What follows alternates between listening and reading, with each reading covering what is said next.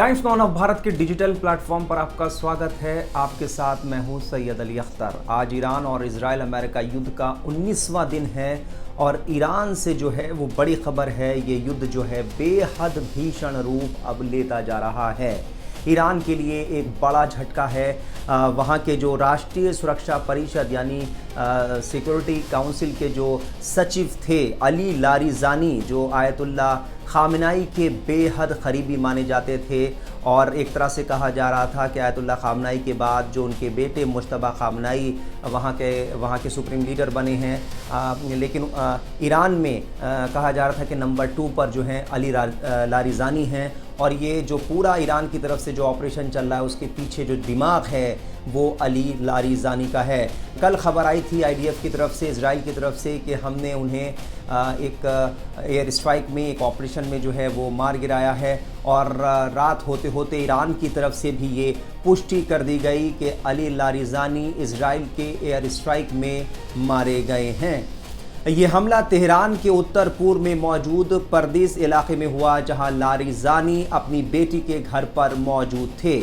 Israel के इस हमले में लारिजानी के बेटे मुर्तज़ा लारिजानी, उनके डिप्टी अली रज़ा बायात और उनके कई बॉडीगार्ड्स भी मारे गए हैं। इजराइल ने इस ऑपरेशन को अंजाम देकर सीधे तौर पर ईरान के सुरक्षा जो तंत्र है उसको कहीं ना कहीं जो है वो धता बताते हुए इसको अंजाम दिया है और रिहायशी इलाके में यह हमला हुआ।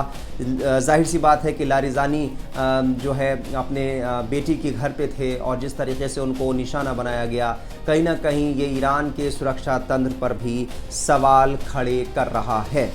ईरान में खुश डे के मौके पर यानी पिछले शुक्रवार को लारिजानी को देखा गया था।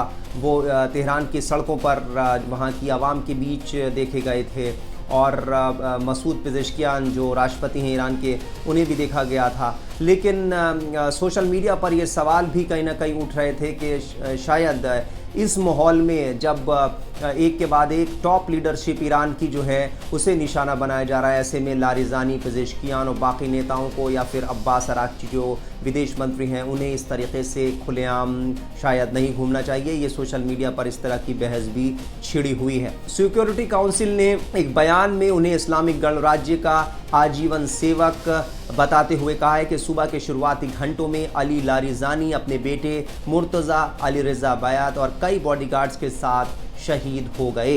इजराइल के रक्षा मंत्री इजराइल काट्ज़ ने इससे पहले कहा था कि लारिजानी उन सीनियर हस्तियों में से एक थे जिन्हें इजरायली हमलों में ख़त्म कर दिया गया। एक बयान में काट्ज़ ने कहा कि ये नेता खामनाई के साथ साथ बुराई की धुरी यानी एक्सेस ऑफ इविल से ख़त्म किए गए उन सभी लोगों के साथ नर्क की गहराइयों में जा मिले हैं। यानी इजराइल ये दावा कर रहा था लगातार कल से कि उसने जो है ईरान के 2 बड़े नेताओं को मार दिया है और रात होते होते ईरान की तरफ से ये पुष्टि हो गई कि अली लारिजानी भी इस हमले में मारे गए हैं। यानी कहा जाए कि 28 फरवरी को जब ईरान के supreme leader ayatollah Syed Ali खामनाई को निशाना बनाया गया, उसके बाद ये अली लारिजानी का इस तरह मारे जाना ईरान के लिए दूसरा सबसे बड़ा झटका है।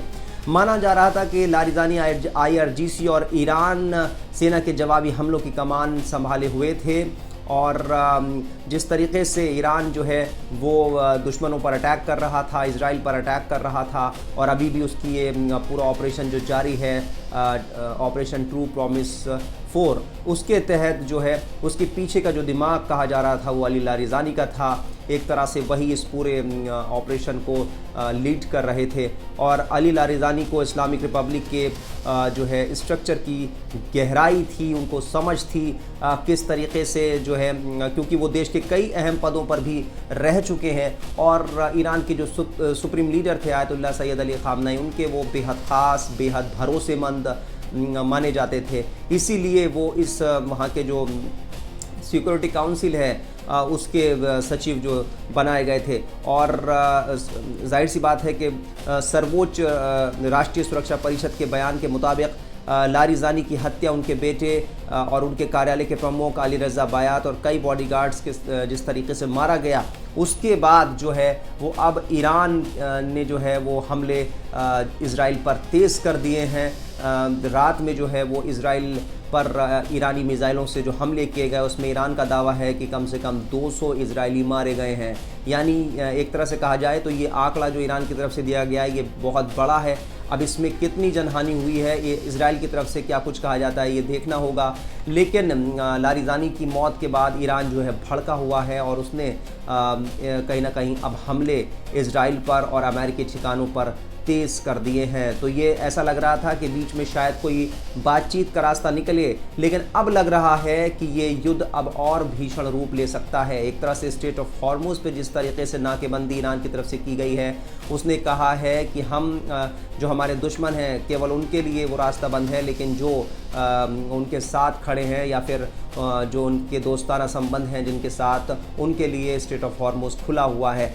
और अब ऐसा लग रहा है कि ये कहीं ना कहीं जो है एक तरह से ट्रंप के लिए और इजराइल के लिए चिंता की बात होगी, क्योंकि ईरान जिस तरीके से वहाँ पर अटैक हो रहे हैं, उसके बाद अब ये ईरान के लिए भी एक चिंता की बात है। जो आखिरी ट्वीट बेंजामिन नेतन्याहू की तरफ से आया, उसमें क्या कहा गया ये हम आपको बता देते हैं। I am here with the Israel defence minister, our chief of staff, the head of the Mossad, the chief of Air Force, our senior commanders. In the past 24 hours, we knocked out 2 of the terrorist chieftains, the top terrorist chieftains of the tyranny. Our aircraft are hitting the terror operatives of the grounds in the crossroads, in the city squares. This is meant to enable the brave people of the Iran to celebrate the festival of fire. So celebrate and happy Nowruz. या Iran में जो नौरोज़ नया साल एक तरह से कहा जाता है, उसके मौके पर ये इजराइल ने इस कार्रवाई को अंजाम दिया। और पिछले दिनों ये खबर आ रही थी कि नेतन्याहू जो है उनका कुछ अता पता नहीं है। हालांकि उनकी तरफ से जो है वो कई वीडियो भी जारी किए गए, कॉफ़ी पीते भी वो दिखाई दिए। अब वो रात में जो उनका लास्ट अब ट्वीट हमें शो हो रहा है, उसमें वो एक बैठक में दिखाई दे रहे हैं। और उसके अंदर आप देख सकते हैं कि ये देखिए जिस तरीके से वो इस बैठक में अपने जो सुरक्षा अधिकारी हैं उनके साथ मौजूद हैं। और उनका ये ट्वीट है, उसमें वो कह रहे हैं कि मैं जो है वो हेड ऑफ मोसाद, एयरफोर्स के चीफ और सीनियर कमांडर्स के साथ 24 घंटे से मौजूद हूँ उनके साथ, और हमने एक बड़े ऑपरेशन को अंजाम देते हुए ईरान के इन नेताओं को जो है वो ख़त्म कर दिया है। यानी इज़राइल साफ तौर पर जो है उसके तेवर कहीं से भी जो है वो ठंडे पड़ते नहीं दिख रहे।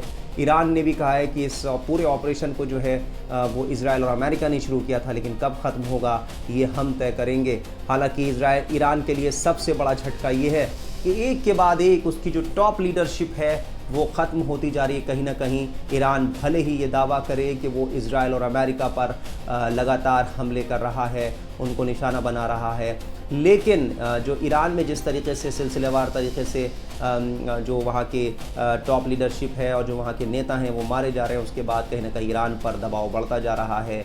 ईरान की आवाम की तरफ से भी दबाव बढ़ता जा रहा है।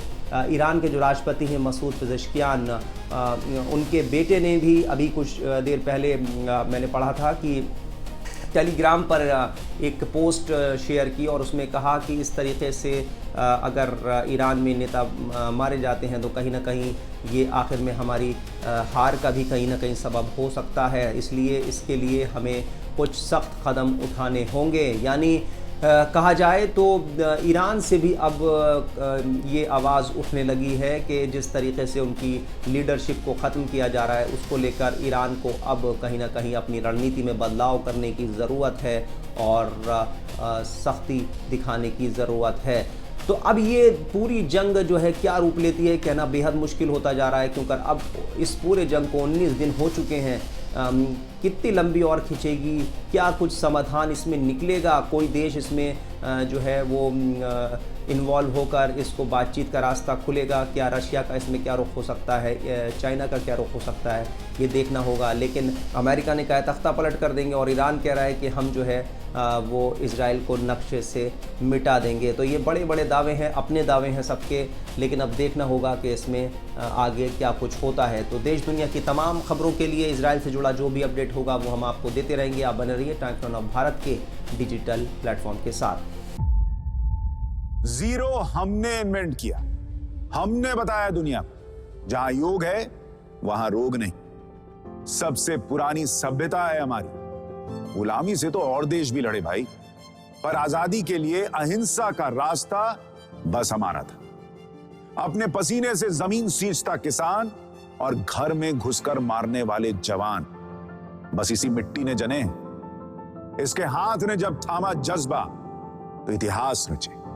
कदम बढ़ाए तो चांद का वो हिस्सा चूमा भाई जहां कोई कभी नहीं पहुंचा। आज पूरी दुनिया में शान से लहरा रहा है तिरंगा, और इसके पीछे है गर्व से भरी अनगिनत कहानियां जो लिखी जा चुकी हैं और लिखी जा रही हैं, जिन्हें मैं सुनाऊंगा राष्ट्रगर्व रोज शाम 6:25 पर।